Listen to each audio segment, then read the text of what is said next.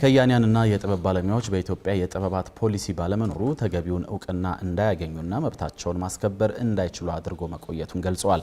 ባለሙያዎቹ ይህንን የገለጹት የባህልና ስፖርት ሚኒስቴር እያዘጋጀ ባለው ሀገራዊ የጥበባትና የፈጠራ ኢንዱስትሪ ፖሊሲ ረቂቅ ሰነድ ላይ ከተለያዩ የኪነ ጥበብ ባለሙያዎች ጋር ባለፉት 3 ቀናት ባካሄደው የምክክር መድረክ ላይ ነው። ሪፖርተራችን ብሩክ አስቀናው ዝርዝር ዘገባ አለው። አቤል አበበ እንደሚከተለው ያቀርበዋል። ኢትዮጵያ ጥንታዊ የጥበባት ታሪክ ያላት ሀገር ስትሆን ከዘመናዊ መንግስት ምስረታዋ በፊትም ሆነ በኋላ የተለያዩ የጥበብ ስራዎች እንደተፈጠሩ የታሪክ ድርሳናት ያስረዳሉ።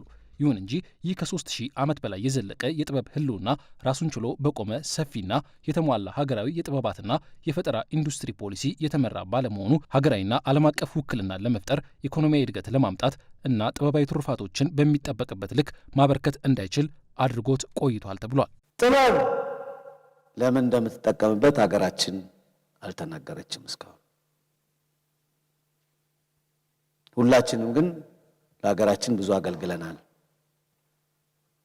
ለኢትዮጵያ ቆመናል፣ ለኢትዮጵያ ሰርተናል፣ ለኢትዮጵያ ድምፅ ሆነናል። ነገር ግን ኢትዮጵያ ጥበብን ለዚህ ጉዳይ እጠቀመዋለሁ ብላ አታውቅም። በመሆኑም ህጋዊ የሆነ ልትከራከሩበት የምትችሉ የጥበባት ፖሊሲ ሁሉንም ያካተተ ፖሊሲ አልነበራትም። በመሆኑም የባህልና ስፖርት ሚኒስቴር ሀገራዊ ጥበባትና የፈጠራ ኢንዱስትሪ ፖሊሲ ያዘጋጀ ሲሆን በረቂቅ ሰነዱ ላይ ከተለያዩ የጥበብ ዘርፎች ከተውጣጡ ባለሙያዎች ጋር ባለፉት 3 ቀናት ምክክር ሲያደርግና ግብዓት ሲያሰባስብ ቆይቷል። በዚሁ ጊዜ እንደተነገረውም የፖሊሲው መዘጋጀት በጥበብ ዘርፍ በዓለም አቀፍ መድረክ ተወዳዳሪ ለመሆን የጥበብ ባለሙያዎች ተቋማትና ማህበረሰቡ ከጥበብ ተጠቃሚ መሆን እንዲችሉ እንዲሁም የዘርፉ ባለሙያዎች የተለያዩ እውቅናና ማበረታቻዎችን እንዲያገኙ ከማስቻል በላይ በተለይም ከቀረጥ ጋር የተያያዙ ችግሮችን የሚፈታ ነው ተብሏል። ከማበረታቻ ስርዓት አንጻር በአብዛኛው የሚጠየቁ ጥያቄዎች ነበሩ። ማበረታቻዎች የሉትም። በአብዛኛው ጥበባት የሚፈልጉት ግብዓት እጅግ ውድ ነው። እናንተ እንደምታውቁት ከካሜራ ጀምሮ የተለያዩ ነገሮች በሚወስዱበት ጊዜ እጅግ ውድ ናቸውና ከውጭም ለምሳሌ አንዳንድ ከፊልም ጋር እንትን ያሉ እንትኖች አምጥቶ ወደዚህ ሀገር ለማሰራት እንኳን ቢፈለግ መግባት አይችሉም። አንዳንድ መሳሪያዎች ማለት ነውና የቀረጥ የተለያዩ ጥያቄዎች አሉና ስለዚህ አንዱ ትልቁ ነገር ግን የማበረታቻ ስርዓቱ ግልጽ አይደለም የሚል እንትን ስለነበረ እነዚህ አይነት ችግሮችን ለመፍታት አቅጣጫ የሚሰጥ ነው ማለት ነው። ከዚህ ቀደም ከተለያዩ ባለድርሻ አካላት ጋር ተመክሮበታል የተባለው ረቂቁ የአሁኑ ግብዓት ማሰባሰቢያ መድረክ የመጨረሻው በመሆኑ በቀጣይ ለተቋሙ ኃላፊዎች ፖሊሲው ቀርቦ ወደ ፕላንና ልማት ሚኒስቴርና ጠቅላይ ሚኒስቴር ጽህፈት ቤት ይላካል ተብሏል።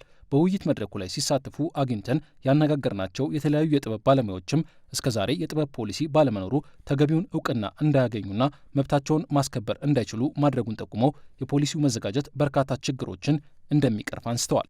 ጠቀሜታ አለው። ተጠቃሚም ይሆናል። ህብረተሰቡም ሙያተኛውም ተጠቃሚ ይሆናል። ህጋዊ የሆነ መብት አለው ማለት ነው። አሁን እኮ ማንም ዘራፊ ነው ዝም ብሎ ነው የሚዘርፈን። ስለዚህ ያንን ከለላ ሊሆነን ይችላል። በጣም ትልቅ ነገር ነው። ኢትዮጵያ ውስጥ በጣም በአርት ክፍተት አለ። ሙዚቃችን፣ ፊልማችን፣ ስዕላችን ምን ሰራው የጥበብ ስራ በአጠቃላይ ኢትዮጵያ ውስጥ በሚገባው መልኩና መሆን ባለበት መልኩ አይደለም ለህዝብ የቀረበ ያለው።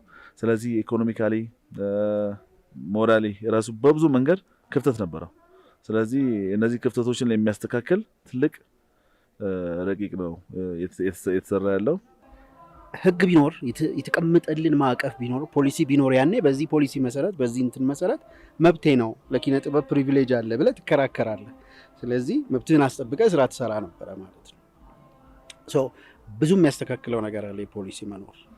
በእኛና በመንግስት መካከል ትልቅ ድልድይ አልነበረ የምንገናኝበት እና ትልቁ ድልድያችን ወይም መንገዳችን ይሄ ነው ማለት ነው። ይሄን አዋጅ ተከትሎ ይሄንን ህግና ስርዓት ወይም አሁን የወጣ ያለውን ፖሊሲ ተከትሎ የሚፈለገውን ነገር በህግ አግባብ ያደርሳል በመዋቅር ማለት ነው። የባህልና ስፖርት ሚኒስቴር በበኩሉ ጥበብን ለማሳደግና ለመደገፍ በትኩረት እየሰራ መሆኑን ጠቁሞ እየተገነቡ ያሉ ሀገራዊ ፕሮጀክቶች ጥበባትን ታሳቢ ያደረጉ የጥበብ መፈጠሪያና መከወኛ በመሆናቸው ከያንያንና የጥበብ ባለሙያዎች በአግባቡ እንዲጠቀሙባቸው ጥሪ አቅርቧል። ቲያትር ቤቶች ተሰርተዋል፣ አዳራሾች ተሰርተዋል፣ ሲኒማ ቤት ተሰርተዋል።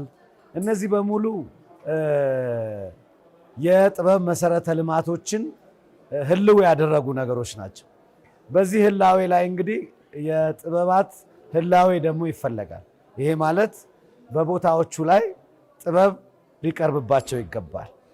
እነዚህ ስፍራዎች የተዋናያን ድምጾች፣ የከያንያን ድምጾች፣ የድምፃውያን ድምጾች፣ የግጣሚያን ድምጾች እና ውዝዋዜዎች፣ እንቅስቃሴዎች፣ ውይይቶች፣ ክርክሮች፣ የሀሳብ ልዕልናዎች የሚታዩባቸው እንዲሆኑ ከያንያን ይሄንን ኃላፊነት መወጣት ይጠበቅባቸዋል።